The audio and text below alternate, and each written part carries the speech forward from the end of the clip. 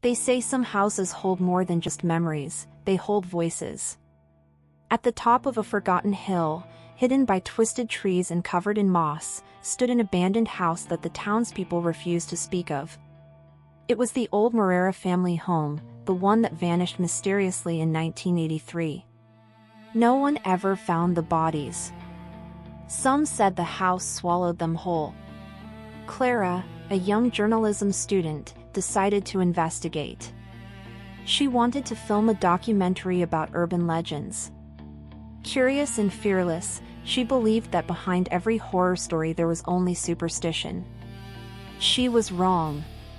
On that cold October night, she climbed the dirt road alone with her camera, a flashlight, and a heart pounding in her chest. When she reached the house, she felt something strange, as if the air itself was heavier there. The broken windows looked like eyes, watching her every move. Clara took a deep breath and pushed the door open. The sharp creak of the hinges echoed down the hallway. The wooden floor groaned beneath her feet, and the wind made the curtains sway, whispering secrets she couldn't understand. She turned on the camera and began to narrate. This is the house where the Morera family lived. They disappeared over 40 years ago, and to this day no one knows what happened. Some say the house is cursed. As she explored the dusty rooms, Clara found a child's bedroom. Old toys were scattered across the floor, and on the dresser sat a small music box. She picked it up, and it started playing on its own, slow, off-key, and unsettling. Clara laughed nervously, but when she looked through her camera's viewfinder, she saw something behind her, a motionless shadow in the corner of the room. When she turned around, there was nothing there. Her heartbeat quickened. "It's just my imagination," she muttered. But then came the voices. Faint at first, as if coming from within the walls. "Why did you come back?" whispered a woman's voice. "They're still here," answered another, hoarse and distant. Clara swallowed hard. The camera trembled in her hands. An old mirror reflected the room, and for a brief moment, she saw a pale hand reaching for her shoulder. She spun around, nothing. Only the echo of her own breathing. Panicking, she tried to leave. But the front door was locked. She pulled, pushed, nothing.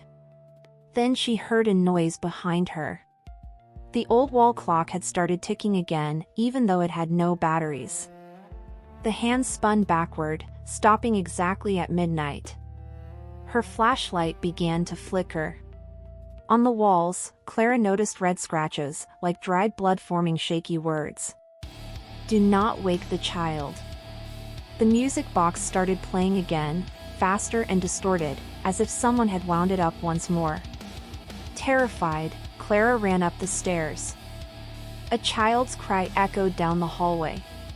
She followed the sound to the same nursery. The crying stopped the moment she entered. In the center of the room, the crib was still covered with a white sheet. Trembling, she approached and lifted it. The crib was empty. The silence was suffocating. Then, a small voice whispered right behind her. "You woke me up." Clara screamed and bolted downstairs. On her way, she tripped over a wooden box, spilling old photographs onto the floor. They were portraits of the Morera family, father, mother, and a baby.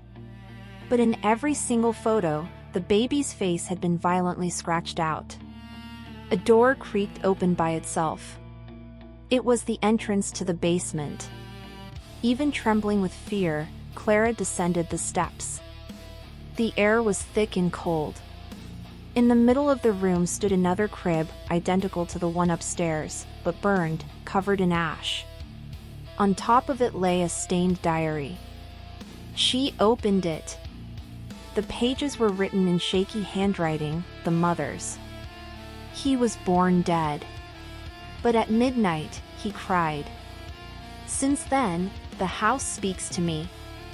It says he's still here." Tears streamed down Clara's face. Her camera turned on by itself.